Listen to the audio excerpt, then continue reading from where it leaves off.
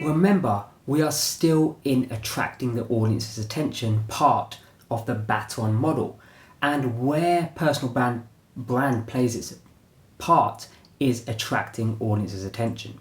And again, like we spoke about in the first section, is what about the competition? What about those large companies with massive budgets? It's sort of a David versus Goliath situation.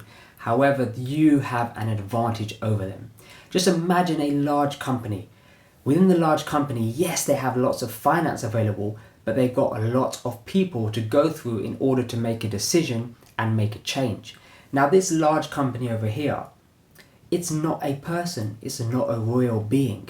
It's a company. The company has a logo, and the logo becomes the brand.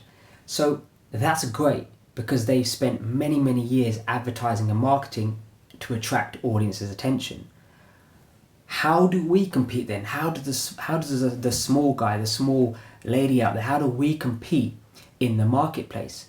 Well, we use something the big companies don't have. We use ourselves. We use our personality, the fact that we're a real person, the fact that we have real situations. And that authenticity plays out in the marketplace. Think about celebrities and icons that you follow. You don't follow them necessarily because of the movie, you follow them because they're a real person. You follow their authentic behavior. And what this means is that you're a real person, and what this really means is you don't have to compete directly. Let them have their market share, let them have their piece of the pie. You're going to take a slice of that pie because there's customers out there who want to deal with a real person and not a cold brand, a corporation. I'm not going to name any names, but you can just think about the biggest companies out there. Let me give you an example. How do small companies keep popping up in the fitness industry? Let's take some examples. For example, Gymshark. You've got Nike, Adidas, these big behemoth companies, yet a company like Gymshark is now a multi-million-pound company. You've got large companies, online retailers, yet you have small clothing brands that expand. You have large food industries, the companies which control all of the food production across the country, across the globe.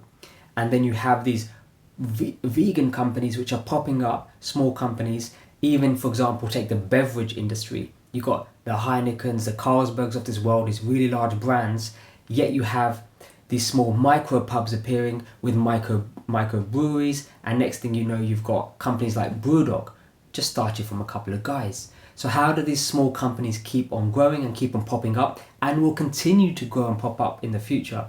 The fact is that they are a real person. Whether they have a logo or a name, they are backed by people, they are backed by a culture, they're backed by something that somebody can relate to. They have real life problems, real life situations, and they become very relatable and inspirational to the customers. So when you are thinking, so the point I'm making is when you're thinking, damn, I can't compete with this large, big company, think about the assets you do have. Think about the advantages you have over them. You're fast, you're quick, you can shoot a video within 2 minutes. For them, there's a whole corporate communication that has to go through before they can shoot a video, and then they have to hire videographers in because they don't have internal spokespeople, whereas you are the spokesperson for your company, and within 2 minutes you can get the message out there to the world, and you can start to get eyeballs on you and your business and your product. That level of speed just does not exist in a large company like that. So let's summarize, and hopefully now you're feeling more excited about you as a person and the personal brand that you're going to go develop and create as we go through this training.